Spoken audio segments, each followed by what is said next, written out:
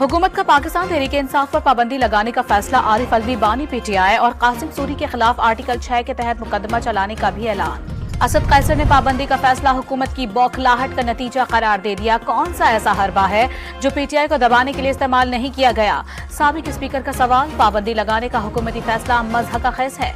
शिबली फराज का रद्द-ए-अमल। Peoples party की PTI पर पाबंदी के फैसले की मुखालिफत। सीनियर रहनुमाओं का आदत तारण के इत्तेहादियों को एतमाद में लेने के बयान पर भी हैरत का इजहार। एएनपी ने हुकूमती फैसला बचकाना करार दे दिया। इंसानी हुकूक कमीशन ऑफ पाकिस्तान का तहरीक इंसाफ पर पाबंदी का फैसला फौरी वापस लेने का मुतालबा। हुकूमती इकदाम हैरान कुन, गैर आईनी और जमहूरी उसूलों के मुनाफी करार दे दिया। बानी पीटीआई 9 मई को जिना हाउस, अस्करी टावर और थाना शादमान जलाओ घिराव समेत कई मुकदमात में भी गिरफ्तार।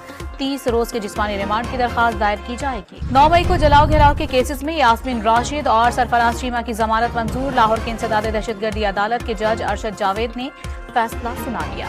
मखसूस नशिस्तों से मुतालिक फैसले के खिलाफ नजरसानी दरखास्त दायर है। सुप्रीम कोर्ट के फैसले के खिलाफ नजरसानी दरखास्त नून लीग ने दायर की। 12 जुलाई के फैसले पर हुक्म इम्तना की भी इस्तदा। कराची में 8 मुहर्रम उल हराम का जुलूस खारा दर की जानिब रवाना। रास्ते में जगह जगह सफीलों का एहतमाम। सिक्योरिटी के भी सख्त तरीन इंतजाम। लाहौर का जुलूस भी मुकर्रर रास्तों पर गामजन। अज़ादारों की नुहाखानी। लाहौर के इलाके शालीमार में 45 लाख रुपए की डकैती का ड्रॉप सीन। पुलिस ने मालिक से रकम हथियाने के लिए ड्रामा रचाने वाले 3 मुल्जिमान को गिरफ्तार कर लिया। 16 लाख रुपए बरामद।